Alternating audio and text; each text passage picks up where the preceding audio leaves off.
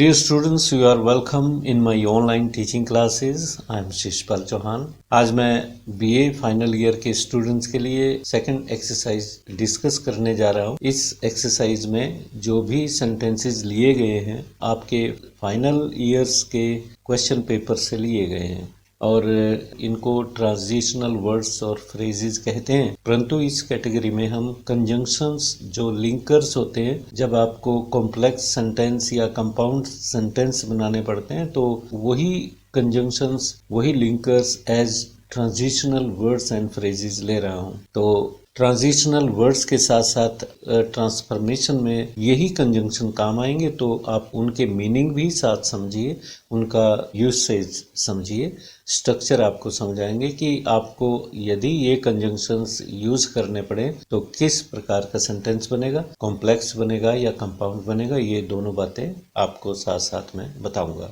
इस वीडियो में कंजंक्शन हम ले रहे हैं, जैसे एज इफ है, कॉम्प्लेक्स सेंटेंस बनाता है। एज इफ का मतलब क्या होता है, जैसे कि, और एडवर्ब क्लोज ऑफ मैनर में काम आती है। बिकॉज रीजन बताता है, बिकॉज का मतलब क्योंकि होता है। एज का मतलब क्योंकि का भी मतलब देता है, एज जैसे का भी मतलब देता है। Because adverb clause of reason में आता है और एज भी एडवर्ब क्लोज ऑफ रीजन में आता है और एडवर्ब क्लोज ऑफ मैनर में भी आता है। आगे व्हेन हम यूज करेंगे, अनटिल यूज करेंगे, इफ यूज करेंगे। व्हेन का अर्थ आप जानते ही है कि जब एडवर्ब क्लोज ऑफ टाइम में आता है, कॉम्प्लेक्स सेंटेंस बनाएगा नेचुरली। अनटिल भी एडवर्ब क्लोज ऑफ टाइम में आता है और मीनिंग जब तक के ना नेगेटिव में जाता है, कंडीशन है। और इफ कंडीशनल है, इफ का मतलब यदि होता है। हालांकि अनटिल में कंडीशन भी है छुपी हुई, जब तक टाइम की कंडीशन है। Time adverb clause of time में भी ले सकते हैं इसे। Adverb clause of condition situation की नहीं है, इसलिए हम एडवर्ब क्लोज ऑफ कंडीशन में नहीं लेंगे इसे। फिर है टिल। टिल भी टाइम को शो करता है जब तक। दैट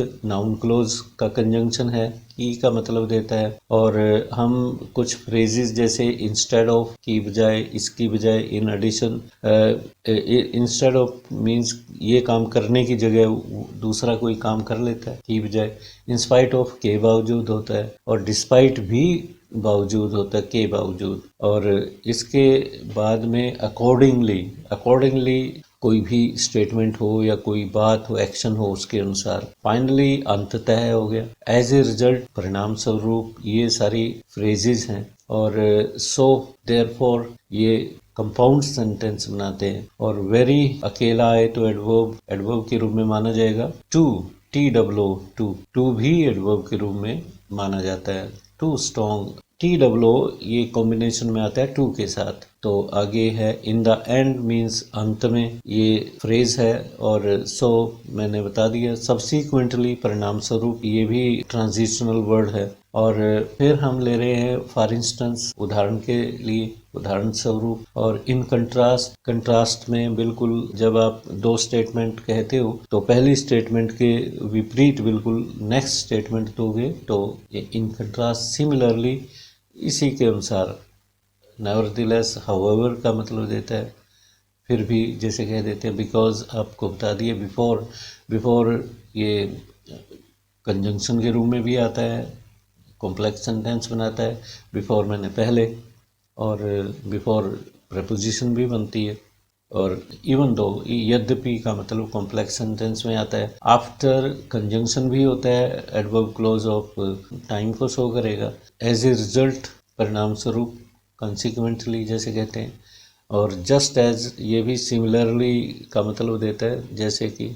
और लगभग हमने सारी, besides means in addition to, के अलावा, इसके इन एडिशन टू समथिंग। और as long as, so long as, जब तक का अर्थ देते हैं। और वेदर, ये कि क्या का मतलब देता है, कि क्या। इंटरोगेटिव सेंटेंस को जब हम नरेशन में चेंज करते हैं तो वेदर या इफ का यूज होता है। और स्केर्सली, व्हेन का यूज, हार्डली, व्हेन का यूज। स्केर्सली मुश्किल से, और इसके साथ व्हेन आता है साथ में, ये कंजंक्शन है, कंपाउंड सेंटेंस है। सिंस, क्योंकि का मतलब देता है, रीजन को भी शो करता है। और प्रपोजिशन भी सिंस बन जाती है कई बार। सेकंड एक्सरसाइज है, the first sentence is, he speaks English dash, it were his mother tongue. Meaning करके देखो, मैनर कहीं ना कहीं मैनर शो होता है। और इसमें एक चीज और बता दूं, जब ब्लैंक के बाद सब्जेक्ट आता है और उसमें वर आ रहा हो, आपको लगे कि वर की जगह वाज आना चाहिए, तो आप कंफर्म्ड हो जाओ कि एज इफ या एज दो कंजंक्शन आएगा। और मीनिंग करके देख ले, ही स्पीक्स, वह इंग्लिश बोलता है, इस तरीके से बोलता है जैसे कि का मतलब देगा तो एज दो या as if it were his mother tongue, जैसे कि वो उसकी मदर टंग हो। राइट। सेकंड सेंटेंस लेते हैं, wait for Surabhi. Wait first form से सेंटेंस बिगिन है। ये टाइप है सेंटेंस की, सिंपल सेंटेंस में इंपेरेटिव है, आदेशात्मक वाक्य है। वेट फॉर सुरभि, कमांड है सीधी, सुरभि का इंतजार कीजिए, डैश शी कम्स बैक। और शी कम्स बैक जब तक वो ना आ जाए, ये कहेंगे ना। जब आप ऐसे कहो वेट फॉर सुरभि, सुरभि का इंतजार कीजिए या किसी का इंतजार कीजिए, तो कंजंक्शन आप जब तक के वो ना आ जाए, कंडीशन है टाइम की, until she comes back। यहाँ when नहीं आएगा, if नहीं आएगा, if का मीनिंग यदि होगा, क्योंकि ब्रेक में आपको when ऑप्शन है, until है और if है। तो जब वो आ जाए, जब यहाँ सूटेबल नहीं है, जैसे कि ऊपर बिकॉज दिया हुआ था, एज दिया हुआ है, तो बिकॉज और एज फर्स्ट सेंटेंस में सूटेबल नहीं है, तो एज इफ सूटेबल था, तो यहाँ पे until suitable है। Do not put off tomorrow what you can do today। Do not put off dash tomorrow what you can do today। और ये प्रोवर्ब है, अगर इसका मीनिंग आप जानना चाहो तो इसका मीनिंग है, आज का काम कल पर मत छोड़ो। आज का काम कल पर मत छोड़ो। Do not put off till tomorrow what you can do today।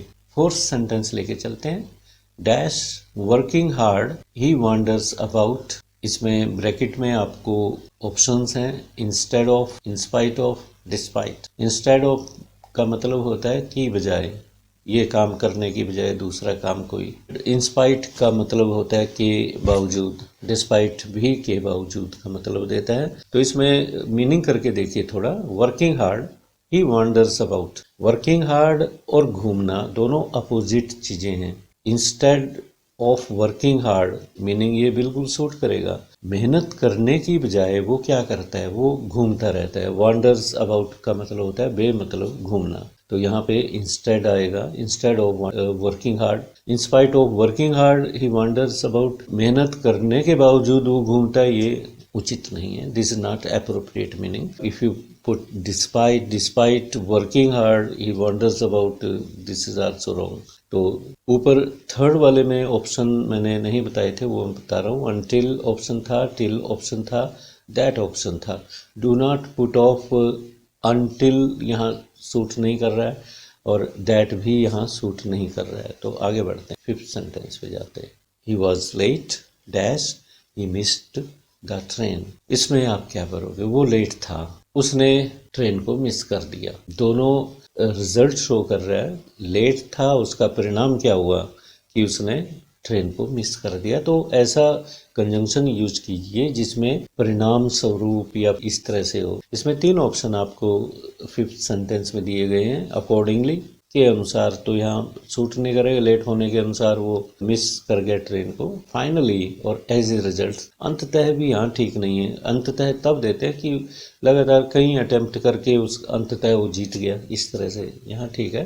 He was late as a result he missed the train. छठा सेंटेंस लेते हैं, sixth, he is dash old to walk. He is dash old walk. Option है आपके सो, very, to. तीनों को आप adjust करके देख लो ब्लैंक्स में। अगर आप ये कहते हो he is so old to walk, so और टू का कॉम्बिनेशन नहीं बनता, वह इतना बूढ़ा है कि चल नहीं सकता, मीनिंग तो ये जा रहा है इसका। तो कंस्ट्रक्शन आपको याद रखनी चाहिए कि इतना बूढ़ा है कि चल नहीं सकता, तो आप कहोगे या तो इसमें दैट वाला पार्ट होता, that he can not walk, तो सो आता। He is so old that he can not walk, यहाँ है he is too walk, too का कॉम्बिनेशन TOO से होता है, आप कहोगे he is too old to walk. Right. Seventh sentence लेते हैं, dash he thanked the guest, dash comma he thanked the guest. Bracket में है ऑप्शन आपको इन द एंड, अंत में, या फाइनली कह सकते हो। सो का मतलब यहाँ पे इसलिए, सब्सिक्वेंटली परिणाम स्वरूप, क्या मीनिंग ठीक बैठेगा? तीनों को लगा के देखिए। In the and he thanked the guest, अंत में उसने गेस्ट को थैंक किया, धन्यवाद किया उनका। सो ही थैंक्ड द गेस्ट, ये बिल्कुल ठीक नहीं। Subsequently he thanked the guest, परिणाम स्वरूप उसने गेस्ट का धन्यवाद किया, ये भी सूट नहीं करता। तो आपको इन द एंड, अंत में उसने गेस्ट का धन्यवाद किया। आगे बढ़ते हैं। 8th sentence is, if they are organizing a program, they have to finish things in advance dash they have to hire the buses well in time। Meaning करके देखिए तो आपको आपका कार्य आसान हो जाता है। If they are organising a programme, यदि वो एक प्रोग्राम ऑर्गेनाइज कर रहे हैं, they have to finish things in advance, उन्हें चीज़ों को, कामों, जो कार्य हैं उनको एडवांस में फिनिश करना पड़ेगा। फिर है डैश, फुल स्टॉप लगा के, ये तो बात खत्म होगी। अब है dash they have to hire the buses well in time, जो एडवांस में कार्य करने होंगे तो उसमें उसका एक कार्य यहाँ दे दिया गया है कि उन्हें बसेस को हायर करना पड़ेगा समय में, ठीक वक्त के दौरान, समय रहते उन्हें बसेस को हायर करना होगा। इसी तरह के और कार्य होंगे। तो यहाँ पे क्या ब्रैकेट में आपको ऑप्शंस हैं?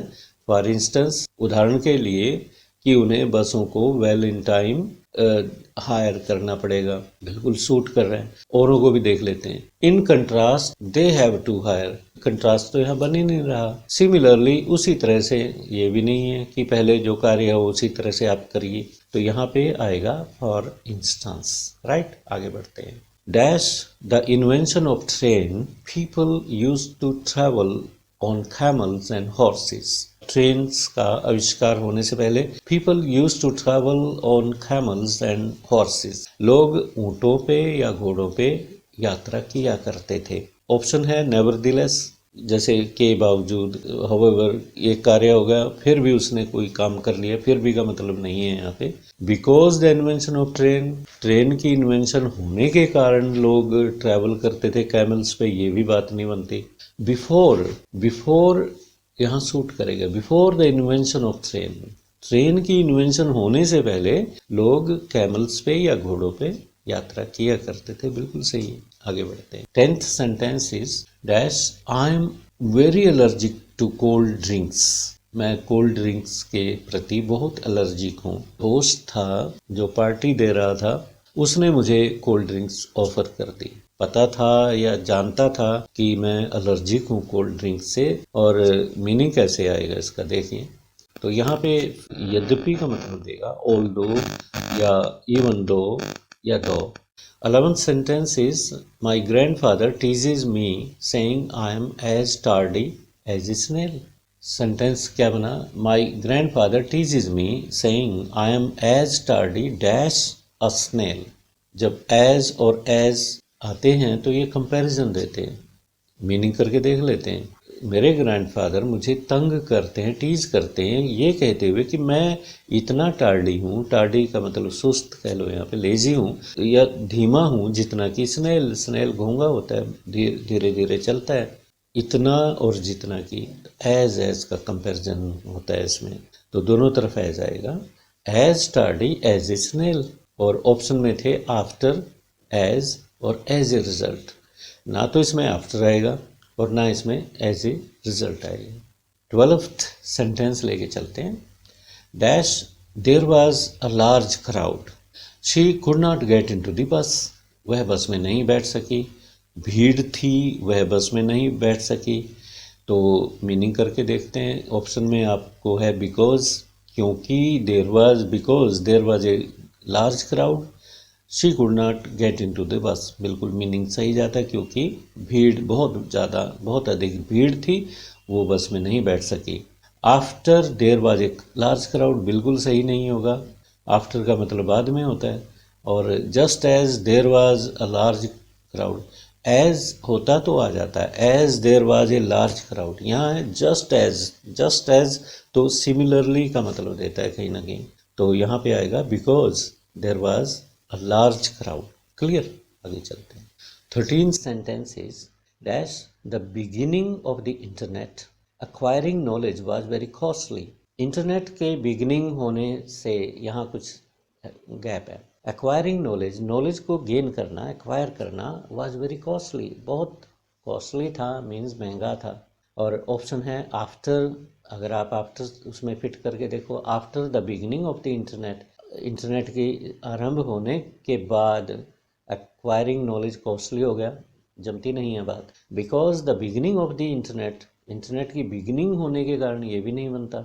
बिफोर द बिगिनिंग, इंटरनेट की बिगिनिंग होने से पहले इंटरनेट नॉलेज गेन करना काफ़ी कॉस्टली था, ये ठीक सूट करता है। 14 सेंटेंस लेके चलते हैं।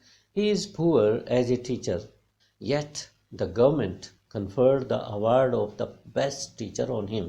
तो यहाँ पे जब भी आपको किसी भी सेंटेंस में येट मिले और आपको ब्लैंक में कोई वर्ड भरना है, तो आप जान लीजिए कि आपको ऑल्दो भरना है या दो भरना है। ऑल्दो और दो का मेल येट से होता है, और ऑल्दो कई जगह सिर्फ येट आता है, तो येट का यूज़ अलग तरीके से होगा। तो यहाँ पे फिल करके देखिए, यद्यपि he is very poor as a teacher, teacher के रूप में वो काफ़ी ढीला है, मतलब एक अच्छा टीचर नहीं है। टीचर के रूप में वो पुअर टीचर किसे कहेंगे, जिसे टीच करना नहीं आता है। फिर भी गवर्नमेंट ने उसे बेस्ट टीचर का अवार्ड कन्फर कर दिया, प्रोवाइड कर दिया, दे दिया, प्रदान किया। तो यहाँ पे दो, ही is very poor teacher, right. 15th sentence लेते हैं। Dash her daughter, her mother in law was also injured in the accident। उसकी मदर इन लॉ भी एक्सीडेंट में इंजर्ड हो गई, ये मीनिंग के साथ रिलेट करना आपको।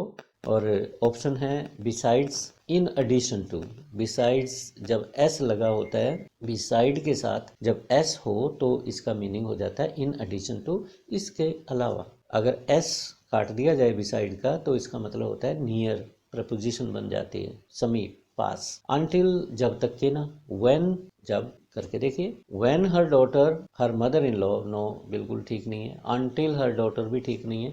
बिसाइड्स हर डॉटर, बेटी के अतिरिक्त उसकी माँ भी जख्मी हो गई एक्सीडेंट में, तो ये मीनिंग बिल्कुल ठीक रहेगा। आगे बढ़ते हैं। 16th सेंटेंस लेके चलते हैं। If you are hosting a dinner try to finish some things in advance. यदि आप डिनर होस्ट कर रहे हो तो आपको कुछ कार्य एडवांस में करने होंगे। इसी तरह का सेंटेंस पहले आया था। तो आगे एग्जाम्पल दिया हुआ है, set the table before, table को पहले से ही सेट करके रखो। तो यहाँ पे फॉर इंस्टेंस ही आएगा, उदाहरण के तौर पे set the table before. 17th sentence, stay. Stay उसी तरह का इंपेरेटिव सेंटेंस जब बिगिनिंग में मिलते हैं तो वहाँ टाइम वाली क्लोज आती है या कंडीशनल क्लोज आती है आमतौर पे, जिसमें जैसे कि एज लॉन्ग एज, अनटिल या टिल, इस तरह से। Stay dash you like, as long as you like बिल्कुल ठीक रहेगा। तो यहाँ यही ठीक है कि सो लॉन्ग थोड़ा नेगेटिव सेंटेंस हो तब यूज़ करते हैं, एज लॉन्ग एज अफर्मेटिव में यूज़ करते हैं। Stay as long as you like, जितना आप चाहो यहाँ स्टे कर सकते हो। रुको जितना आप यहाँ चाहो, ये मीनिंग जाएगा इसका, stay as long as you like. 18th, you can borrow the book dash you keep it clean. आप बुक को बोरो कर सकते हो, उधार ले सकते हो। कंडीशन शो हो रही है, dash you keep it clean, जब तक आप इसे साफ रखते हो, साफ रखोगे, आप इसको बोरो कर सकते हो। एज लॉन्ग एज या सो लॉन्ग एज या वेदर, 3 ऑप्शन है आप पे। एज लॉन्ग एज पॉजिटिव, मैंने बताया कि पॉजिटिव अफर्मेटिव सेंटेंस हो तो एज लॉन्ग ही जमता है। सो लॉन्ग एज नेगेटिव में आता है। As long as you keep it clean, यहाँ एज लॉन्ग एज ठीक होगा। You can borrow the book as long as you keep it clean. आगे बढ़ते हैं। 19th सेंटेंस है, he started dash he received the news. यहाँ पे start का मतलब आपको समझना होगा। ऑप्शन देख लेते हैं पहले। सो लॉन्ग एज जब तक, एज लॉन्ग एज जब तक, बिल्कुल। एज सुन एज ज्यों ही, जैसे ही। He started so long as he received the news, बिल्कुल ठीक नहीं है। He started as long as he received the news, that's not right. He started as soon as he received the news. अब meaning करके देखिए कि क्या meaning यहाँ निकलेगा। वह, अगर आप शुरू होने से मतलब लेते हो, वह शुरू हो गया जैसे ही उसे समाचार मिला। क्या शुरू हो गया, अधूरा मीनिंग दे रहा है। स्टार्ट का मतलब होता है चौंकना, स्टार्ट। ही स्टार्टेड, स्टार्टल्ड भी होता है चौंकना। He started as soon as he received the news, जैसे ही उसे समाचार मिला वह चौंक गया। He start. 20th sentence, we had dash stepped out of the house when it began to rain. अब यहाँ पे we had stepped out of the house when it began to rain. Option है स्केर्सली और since. Since reason देता है, we had since stepped out of the house when it began to rain, बिल्कुल ठीक नहीं है। We had scarcely stepped out of the house when it began to rain. Scarcely या hardly, hardly और scarcely एक जैसे मीनिंग देते हैं। हालांकि ऑप्शन में आपको हार्डली दिया हुआ था, स्केर्सली के साथ हार्डली दिया हुआ था, तो कोई इनमें डिफरेंस नहीं है, तो इसलिए मैंने सिंस लगाया वहाँ पे हार्डली की जगह। तो यहाँ पे आएगा हार्डली। मुश्किल से, हार्डली का मतलब होता है मुश्किल से में मेल होता है व्हेन के साथ, देन और देन के साथ नहीं होता। गलती, इनकरेक्ट होगा सेंटेंस यदि देन या देन लगा दिया जाए। और एक कंस्ट्रक्शन और है हार्डली और स्केर्सली की, आप शुरू कर सकते। Hardly had we stepped out of the house when it began to rain, या scarcely had we stepped out of the house when it began to rain, ऐसे बन सकता था। ऐसे भी कंस्ट्रक्शन ये आ सकती है। 21st सेंटेंस है, लास्ट सेंटेंस है इस एक्सरसाइज का। ये सारे सेंटेंस यूनिवर्सिटीज के क्वेश्चन पेपरों में आए हुए हैं, इनको अच्छी तरीके से कर लीजिए। सेंटेंस बदल सकते हैं, ये जो ट्रांजिशनल वर्ड्स हैं या फ्रेजेस हैं या कंजंक्शंस हैं, ये वही रहेंगे, आमतौर पे इन्हीं में से आपको आएंगे। Dash had he gone out when it began to rain, बिल्कुल वही कंस्ट्रक्शन आ गई। व्हेन आ गया तो आप मान के चलिए कि हार्डली या स्केर्सली का ही यूज होगा जब आपको व्हेन बीच में मिल रहा हो, क्योंकि व्हेन तो भरना नहीं है, वैसे यह तो भरने के लिए आता है। व्हेन ऑलरेडी दिया हुआ है, then it will take hardly और स्केर्सली, तो आप भर लीजिए। ऑप्शन है स्केर्सली और बिफोर। बिफोर मैंने लगाया, हालांकि क्वेश्चन पेपर में हार्डली भी दिया हुआ था। Hardly had he gone out when it began to rain, वह मुश्किल से बाहर गया था कि बारिश शुरू हो गई। तो प्यारे विद्यार्थियों, ये 21 सेंटेंसेस मैंने डिस्कस किए हैं और इन सेंटेंसेस में लगभग 3 कंजंक्शन या फ्रेजल वर्ब्स, ट्रांजिशनल वर्ड्स या फ्रेजेस थे। तो 21 को 3 से मल्टीप्लाई कीजिए तो कम से कम आपने 60 या 50 कंजंक्शन, तो अगर रेपिटेशन को मान ले तो 50-55 कंजंक्शन आपने आज किए हैं। Phrasal verb, transitional words, phrases या कंजंक्शन आपने 50 या 55 के आसपास किए हैं। और इनको याद रखिए, इसी तरह के क्वेश्चन पेपरों में, जो आपके फाइनल ईयर के क्वेश्चन पेपर होते हैं, उनमें इसी तरह के सेंटेंस आते हैं। इनको आप ध्यान रखिए, अपने जहन में बिठा लीजिए। फिर किसी और एक्सरसाइज के साथ किसी और टॉपिक पे फिर आऊँगा। Till then, have a nice day. Thank you.